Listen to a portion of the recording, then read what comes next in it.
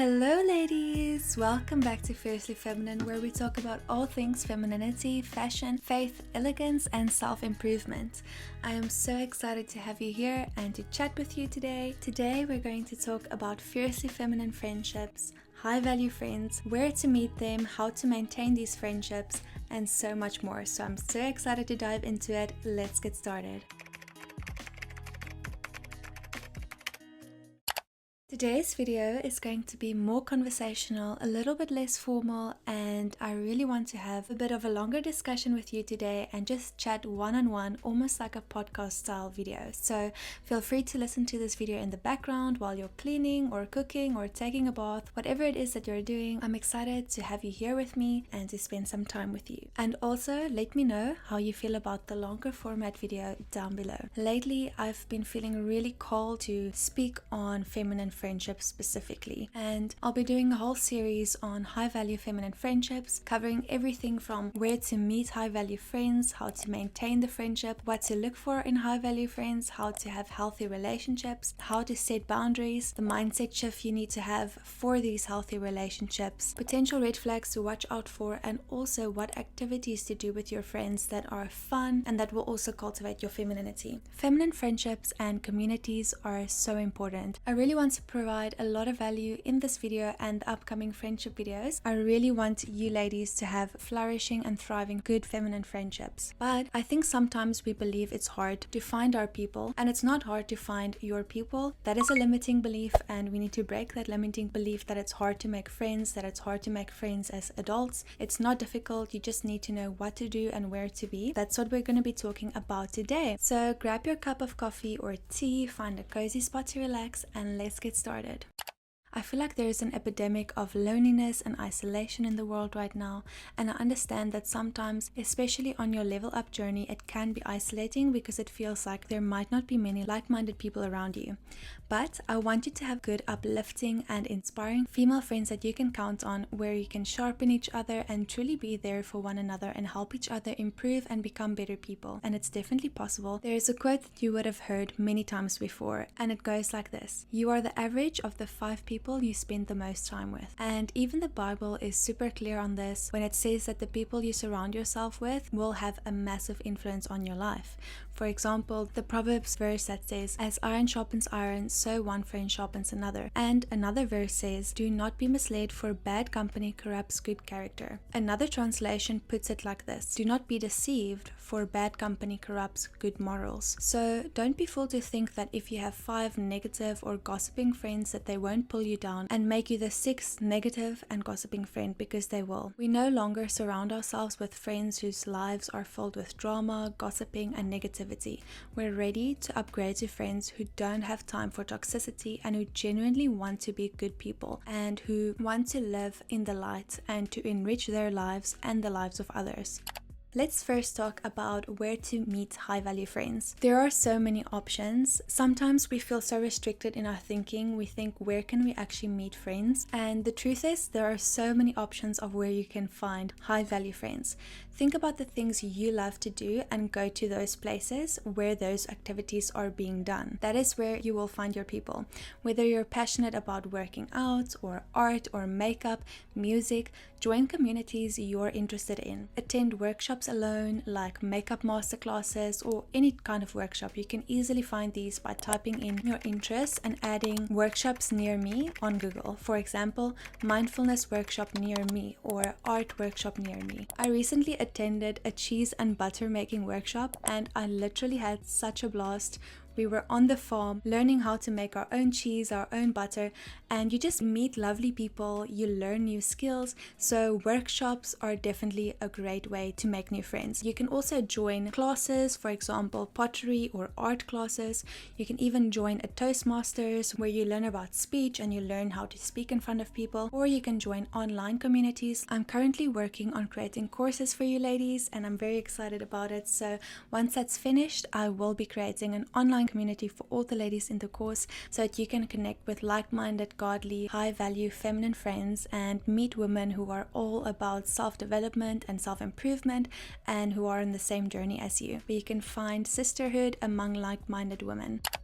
Another thing that we have to talk about, and this is something that I'm guilty of as well, but you have to get out of the house. True. Dear Lord, get out of my house! So personally, as someone who has been diagnosed with certain anxiety disorders in the past, I know how overwhelming it can feel to leave the house or engage in social activities. However, I promise you it gets easier. This is known as exposure therapy, and this is something you will learn about in psychology or if you go to therapy. So how it works is it works by gradually exposing yourself to the things you fear in small increments and at different levels of intensity. So you start small and you work your way up, and you will realize it's not as bad as you thought it would be, and you'll gradually overcome your fear. So if you have extreme social anxiety, don't put yourself in the middle of the busiest, most crowded place or join a Toastmasters where you have to speak in front of others. Rather start small by joining a small workshop, and if you're not comfortable going alone, go with a friend until you can go alone. And also, I just want to say that having social anxiety or feeling nervous when going out in public or meeting strangers, you don't have to feel any shame for that. That is so normal, and I think especially after 2020, I think it affected everyone's way of processing social interactions. So don't feel shame for that, don't feel bad, and know that the other people that are there are probably just as nervous as you. And I promise you, the more you put yourself in these social situations, the easier it's going to get and the more comfortable you're going to feel in those uncomfortable situations. Put yourself in those uncomfortable situations to stretch your comfort zone, and you will become comfortable in situations that used to make you feel uneasy, and then you can work up the courage to join larger groups or events. The first time might be a bit intimidating, but as humans we adapt so quickly and get used to things so quickly. So Adapt or die. So many of us pray for new friends, but then we never join a new class or go to a new environment. We don't even leave the house. We stay inside, never leaving our homes, and wondering why we don't have friends or meet new people. Burn! Guilty as charged. You have to give yourself something to work with. Join the Pilates or dance class, join the gym, or go to the library. Go somewhere where like-minded people will be. And don't be afraid to go up to someone and introduce yourself or exchange numbers. A lot of those people are putting themselves in those social environments to make new friends as well. Sometimes we have to be a little bit more in our masculine energy when making new friends, because if both of you are sitting back in your feminine energy and waiting for someone else to make the first move and to make the friendship happen, it won't happen. You never make the first move.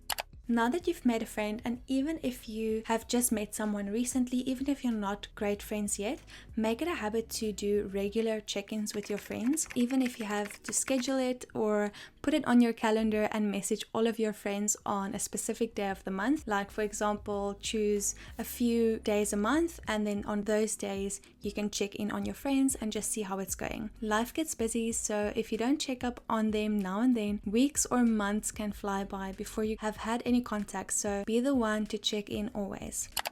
Be the one to organize and host events. Who, me? Don't wait for other people to invite you. Some people make things happen and some people wait to be invited. A little side note, I will have a video about amazing ideas for events and activities that you can do with your girlfriends coming soon. So stay tuned for that. I'm very excited for that video. It's going to be full of lots of fun, girly activities that you can do with your new high value friends. Yeah, but on that note, don't be afraid to organize stuff. A lot of people just wait to be invited, but they're never the one to invite others. But when it comes to your female friends, it is okay to take charge and make things happen. I know when it comes to romantic relationships, we want the man to pursue, we want the man to lead and plan the dates. That's a man's job. But when it comes to female friends, you do have to give equally and plan equally, so be sure to be the one that makes things happen. To have a friend, you must be a friend. It does take work. So of course you shouldn't be the only one making all the effort. It takes two to tango. There must be equal investment in female friendships. It should never be one-sided, or it will make that person feel drained and undervalued. But don't be so scared of doing too much that you don't do anything at all. Put in effort, check in on them. You never know what's going on in someone's life, and you might just brighten their day with your message or with a catch-up session. You have to catch up with your friends as well. Coffee dates are a great idea, or the activities that will be in the upcoming video. But even if you can't see someone in person, you can just do a Zoom call with them if you want to see them face to face, or you can do FaceTime with them. But be sure to check in with them regularly, because you might just brighten someone's day. So let's talk about the inner work that you have to do when you want good high value friendships. You cannot deal with jealousy and have good friendships. Don't be jealous. Like the quote we mentioned earlier, you are the average of the 5 people you spend the most time with. You need to find friends who are better than you. Show me your friends and I'll show you your future. It's easier for 5 people ahead of you to pull you up than it is for you if you're the only one ahead trying to pull 5 people behind you up by yourself. 5 people behind you will drag you down. You have to look at your friends and be inspired by their achievements, be inspired by their personalities, but you should not feel jealous of them. That is an indication that you still have some inner work and healing to do. So you can't be jealous when you have friends, and also you can't have jealous friends. So it goes both ways. They shouldn't be jealous of you because then it's not going to be a good healthy relationship, and they are most likely going to try to pull you down in front of others, and you also can't be jealous of them. It's okay to have healthy competition and to inspire each other to be better, to sharpen each other, but it shouldn't come from a dark place of jealousy or envy. If you have jealousy, you won't be able to make good friends, so then you still have some work to do. Don't shame yourself for it, pray about it. But if you're looking at your friends and they are a couple of levels higher than you, aim to feel inspired and not jealous or envious. Let's talk about some red flags. So know when to end it and to cut it off. If someone belittles you, or if someone is nice to you when you're alone but rude to you in front of a group of people, or if someone makes comments about your appearance, little kind of petty behavior or passive aggressiveness, all of those things are red flags. And some women can do this in a very passive aggressive way. For example, you'll be in a group of people and they'll be like, oh, I see you got your lashes done. They look so nice. Or your fake lashes look so nice, or something like that. And that is a red flag. If someone genuinely likes something you've done or wants information, it's okay and polite for them to ask you in private, but not in front of a whole group of people or in front of men. But that's them trying to make you look bad in front of others. But don't take it personally. It's literally a reflection of themselves. They're feeling insecure about something, and that's why they want to make you feel smaller in that interaction to make themselves feel better. You need to be friends with genuine and secure people who would build you up in front of others and always have your back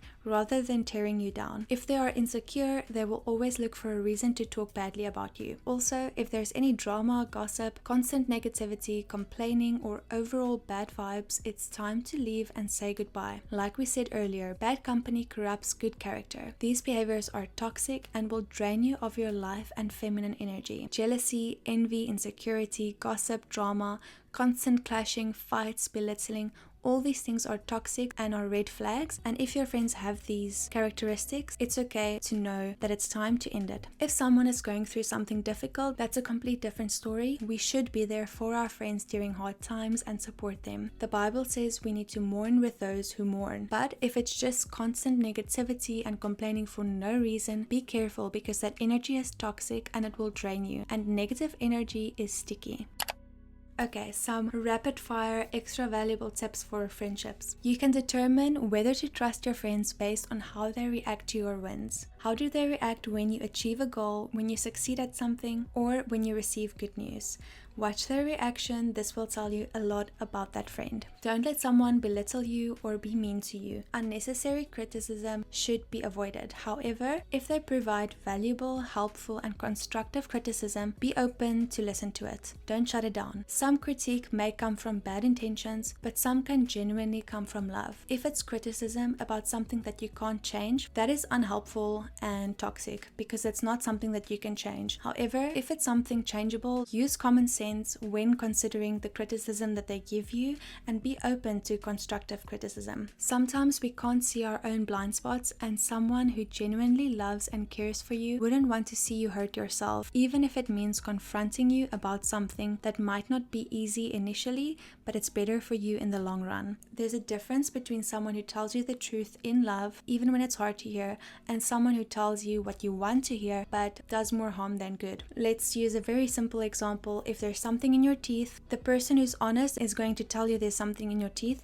even if it's uncomfortable. The person who's not honest and who doesn't want you to feel uncomfortable is not going to tell you that. That is a really simple example, but it goes into big things and important things as well. So it is important to have that friend that you know you can trust, and it's important to have women around you that would rather tell you the truth than lie to you to make you feel comfortable. That will actually damage you in the long run. And also be that person to be honest with others and to genuinely care for them and look out for them, give advice to them, even if it's uncomfortable short term. Sometimes the truth is hard to hear, so cherish your friends who are honest, who genuinely want the best for you and can tell you the truth in love. It is better to have someone tell you the truth and it hurts for a moment, but you reap the benefits for a lifetime, rather than someone who tells a lie that feels good in the moment but hurts for a lifetime. Another rapid fire valuable tip when it comes to friends is to have friends of all ages.